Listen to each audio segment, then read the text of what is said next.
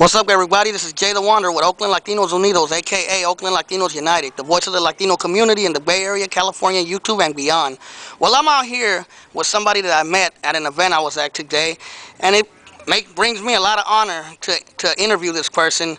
He's done a lot for our community. He's done a lot for los Chicanos, la raza, los Mexicanos, los Latinos, period.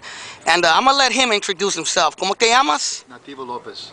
And what organization do you represent? I'm with the Mexican American Political Association and the Hermandad Mexicana Latinoamericana. I'm formerly with the organization CASA that actually had an office in Fruitville back in 1973, 74, 75.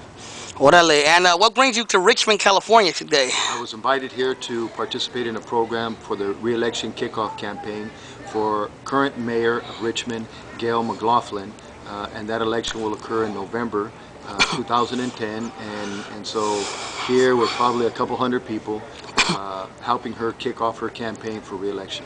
Orale. And what do you think? She's done a lot of work with the Latino community here, with the Mexicanos and Latinos in Richmond. I think she made Richmond a sanctuary city, I believe. I'm not sure, but I know she stopped ICE from coming here. She's been really big on the checkpoints that they do in streets where Latinos live or Mexicanos live. And what do you think? Basically, how can I ask you this? What do you think? How does that benefit us? Do you think that's good that a mayor is taking those initiatives for our community?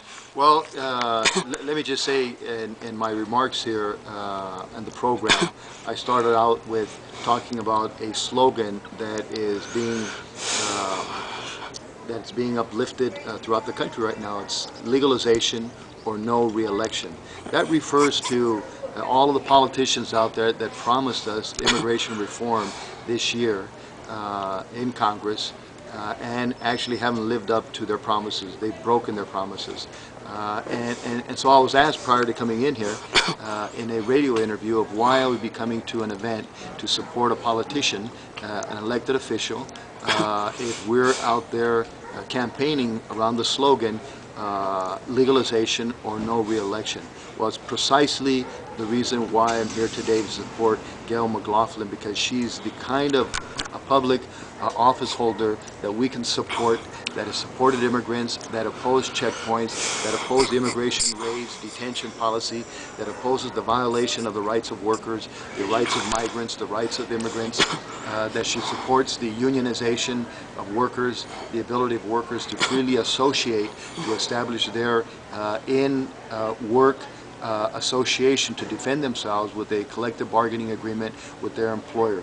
That's the kind of office holder, politician, elected leader that we want to support, absolutely opposed to the slogan that we've come up with, legalization or no re-election. We want Gayle McLaughlin re-elected because she's done so much for the immigrant community, and she will continue to advocate for fair and humane immigration policy here at a municipal level and a state and a national level. That's the kind of elected official that we need, and she's not even Latino, so that really doesn't make a difference, because we have elected Latino officials that are worse than the KKK. As that with respect to migrants and to immigrants. It's like I've told some of my friends in Oakland, some of my experience with Chicano Oakland police officers are worse than experiences with white officers. Exactly. So, I know what you mean. So it's not just a color thing, it's not just an ethnic thing, it's not just a raza thing, it's a people thing. A person that really listens, and then does according to the will of the people. That's good. That's good, and we need more people like that. Absolutely. We need more people like that in office, because obviously at the presidential level, at the Congress level, Senate level, they're not doing anything to try to bring some kind of amnesty or legalization of so-called illegal immigrants. And let's go into that. You're against the word illegal immigration and illegal immigrant. Absolutely. And you have actually went on Lou Dobbs' show to talk about that. And if you want to talk about that a little bit, feel free to let me know about that issue. Well, over the years in our country, words have been used to denigrate other individuals. It's done for the purpose of dehumanizing them. If you can dehumanize another person, then it's almost open to use that person as a slave, to do with that person what you will. And that's essentially the thinking behind, the concept behind, the campaign behind using the term illegal. Like Lou Dobbs, when I was interviewed by him, and it just used to roll off of his tongue. Yeah. And I told him, I said, Mr. Dobbs, I thought we stopped using the term nigger. Okay, I thought we stopped using the term kike. I thought we stopped using the term Mick.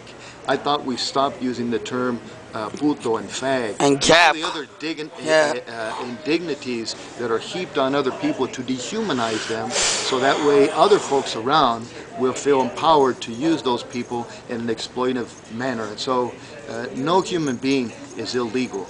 And particularly when you're talking about immigrants in America, you're talking about the hardest working people, the people that receive the less, the people that are the most abused, the people whose rights are least respected, yet they contribute more to our society in relative proportionate terms than what they receive. So they need to be honored, they need to be legitimized, they need to be supported, and today we need fair and humane immigration reform more than ever before.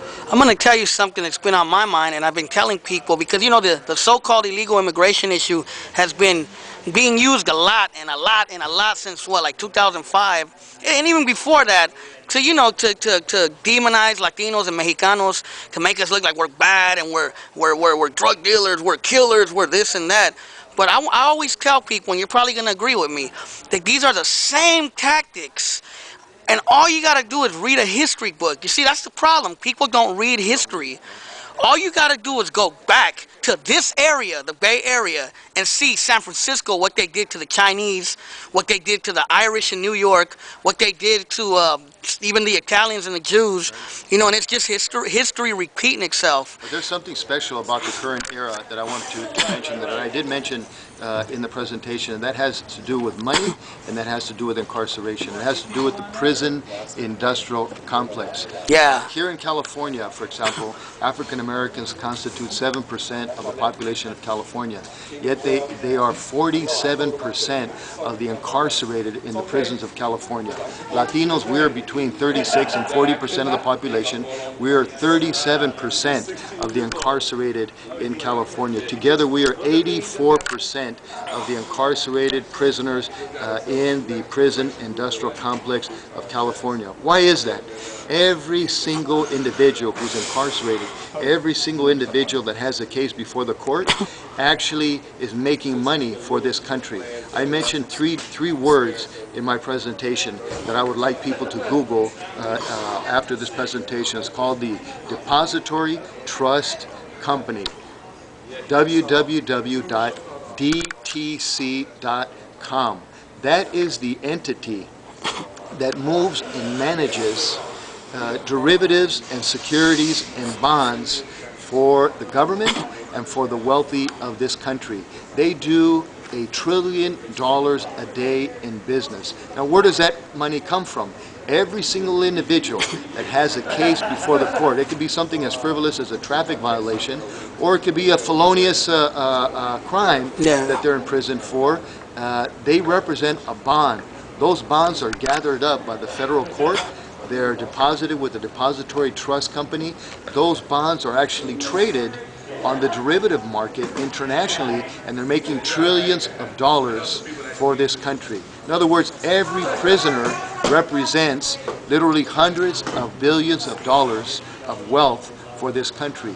Every single year, $300 trillion moves through the Depository Trust Company. And that's the money that the wealthy and the government is using on the private side of life. So we represent the 84% of the incarcerated in California.